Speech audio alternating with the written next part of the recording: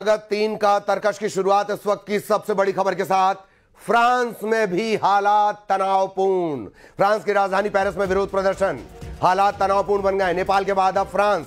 आर्थिक नीतियों को लेकर पहले ही लोगों में नाराजगी थी और अब सड़कों पर नारेबाजी, धरनों तक ये मामला सीमित था। अब प्रदर्शन ने उग्र रूप ले लिया है। राजधानी पेरिस में सैकड़ों लोग जमा हो गए। शहर का कामकाज, ट्रैफिक बुरी तरह प्रभावित है। सबसे बड़ी चिंता की बात यह कि प्रदर्शन अब पुलिस के खिलाफ हिंसा में बदल गया है।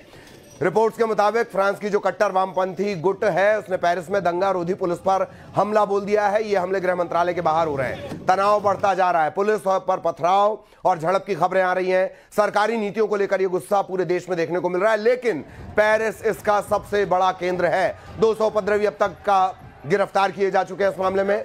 पुलिस प्रशासन हालात पर काबू लाने की कोशिश में लगातार जुटा है और प्रदर्शनकारी अपनी मांगों पर अड़े हैं।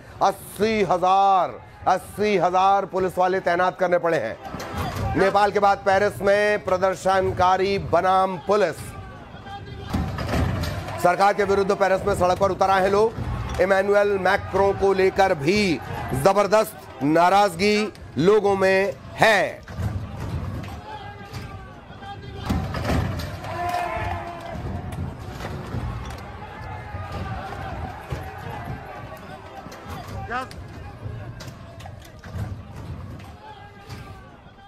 इधर इजराइल ने कतर की राजधानी दोहा में हवाई हमला कर दिया।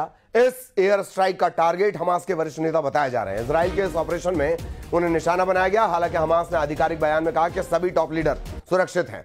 जो 5 लोग मारे गए इनमें खलील अल हया का बेटा, उनका स्टाफ और 3 बॉडीगार्ड शामिल है। इजराइल के इस हमले ने खाड़ी में नए युद्ध का सारन बजा दिया है। कतर के विदेश मंत्रालय ने इस हमले को अंतर्राष्ट्रीय कानूनों का घोर उल्लंघन बताया है। इजराइल की सेना ने कहा कि उन्होंने सटीक हमले किए। इस अटैक में उन लोगों को निशाना बनाया गया जो 7 अक्टूबर 2023 के हमले के लिए जिम्मेदार थे। इजराइल के प्रधानमंत्री बेन्यामिन नेतन्याहू ने कबूला कि हमला इजरायली वायुसेना ने किया है। कतर में हमास के नेता गाजा में युद्ध विराम की बातचीत के लिए मौजूद हैं। अमेरिका के इशारे पर कतर में उनसे बातचीत चल रही है, लेकिन यह पहली बार है कि इजराइल ने खाड़ी के इलाके में किसी अरब देश को इस तरह टारगेट किया है। कतर ने कहा कि वो ऐसे हमले बर्दाश्त नहीं करेगा। मुस्लिम देशों ने भी इस हमले की निंदा की है।